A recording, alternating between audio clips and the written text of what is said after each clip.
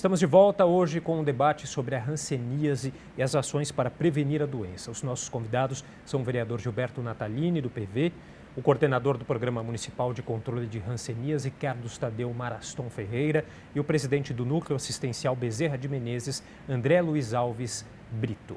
Vou retomar aqui com o Carlos sobre essa questão aí dos treinamentos dos profissionais das UBSs, né, das Unidades Básicas de Saúde. Aqui no município de São Paulo, né, a gente já tem um trabalho, né, de estar fazendo esse treinamento, que a gente chama de treinamento de sensibilização, principalmente para médicos e enfermeiros, né, dessas unidades básicas de saúde, AMA-E, Hospital Dia Rede Hora Certa, enfim, qual que seja a porta de entrada, para sensibilizar esses profissionais e depois, quando eles retornam para a unidade, para repassar essa sensibilização.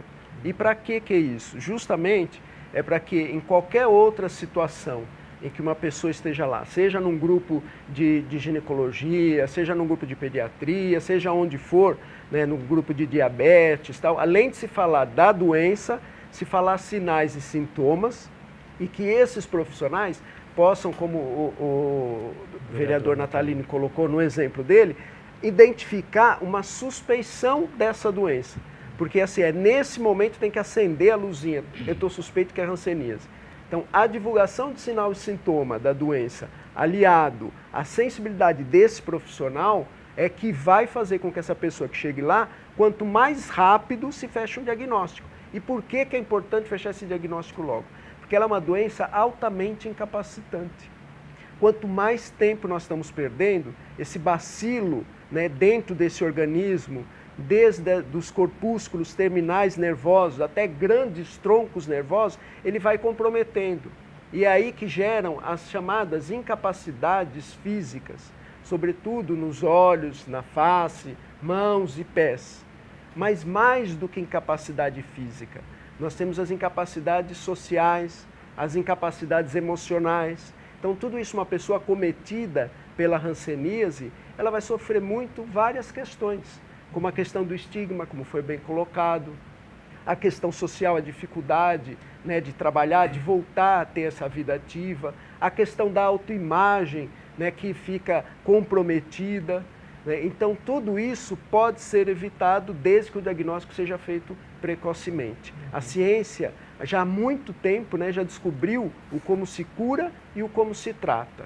Né? Profissionais nós temos, agora nós precisamos que essas pessoas cheguem a essas unidades de referência para fechar esse diagnóstico e fazer esse tratamento, que inclusive tudo é gratuito, e os contatos dessas pessoas. É uma estratégia muito importante para a questão de vigilância epidemiológica, porque é onde existe uma probabilidade maior de se encontrar um outro doente.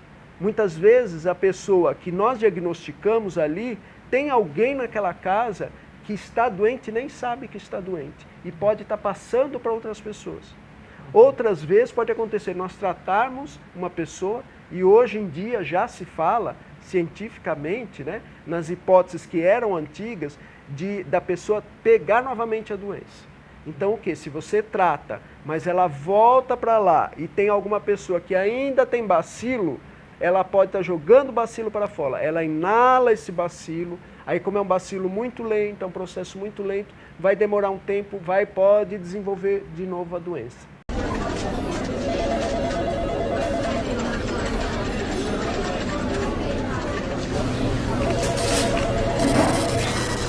Eu vou passar a palavra para o André, que eu queria que você explicasse um pouquinho melhor. Você citou essas colônias que a gente pode chamar, né, de hansenianos aí que existem espalhados pelo país. Como são esses locais? O crescimento dessas colônias se deu na década de 20 a 50. Nesse período foram construídas 40 colônias, porque antigamente, certo, o hanseniano ou mesmo um suspeito de ter a doença, ele era internado de forma compulsória. Era totalmente, cruelmente segregado da família, da sociedade, dos amigos, do trabalho, do estudo. Então eles eram levados para essas colônias de hansenianos, e lá eles não tinham nem direito ao médico particular e nem direito a um advogado. Eles comparam algumas vezes essas colônias como se fossem campos de concentração. E o nosso trabalho é exatamente esse, chegar nessas colônias, adentrar em um quarto do anceniano e sentar no seu leito, certo? No primeiro momento, ouvir o que eles têm para falar.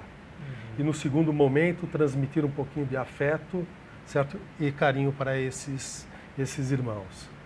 O que é interessante, que a gente percebe, certo?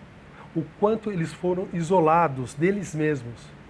O problema da segregação, ela existe, mas a autossegregação, certo? Do anceniano, no momento que a gente adentra no quarto, ele se cobre, não quer ser visto, é uma coisa que abala, certo? A sua estrutura de autoestima. É feito um trabalho psicológico com essas pessoas? O trabalho que é feito mais fortemente dentro das colônias de ancenianos é em relação à medicação, em relação ao tratamento da hanseníase. Essa, certo, que é a preocupação maior nessas colônias. Por isso que existe a nossa caravana, certo, para levar um pouco além disso para essas pessoas que estão lá internadas. Porque afeta muito essa questão psicológica também, né, vereador? É uma doença que na progressão dela é uma doença muito cruel, né? Uma doença. A hanseníase, ela podemos classificar, grosso modo, ela é uma neurite. Assim como o bacilo da tuberculose, que é meio primo do bacilo da hanseníase, são primos, né? Um é Mycobacteria tuberculose, a outra é Mycobacteria lepre. São duas micobactérias, uma que tem apego pelo pulmão, pelos pulmões das pessoas, pode também ser no rim, no intestino, mas o central da tuberculose é o pulmão. E a Mycobacteria lepre, ela tem trofismo, vamos dizer, ela tem preferência pelos nervos. Seja as pequenas terminações nervosas sensitivas da pele, seja os fios condutores, né, os cabos nervosos que vêm pelo braço. Então, por exemplo, você vê aquela mão do hanseniano assim, Garras, atrofiada, né? A mão em garra, é porque a doença pegou aqui o nervo que faz a movimentação da mão. Você vê, por exemplo, o mal perfurante plantar, que é um buraco que dá no calcanhar, é porque a doença pegou o nervo poplíteo. Então, no começo, no início, é uma doença, é uma manchinha. É aquilo que a moça foi lá e passou por um monte de colegas e eles não atinaram. É uma mancha branca que vai, aí dá mais uma, dá mais uma. Com o passar do tempo, aparecem as manifestações neurológicas, né? E as manifestações neurológicas são, quando você tem um nervo inflamado, um nervo doente, você pode ter problemas sensitivos, de sensibilidade, ou problemas motores, né?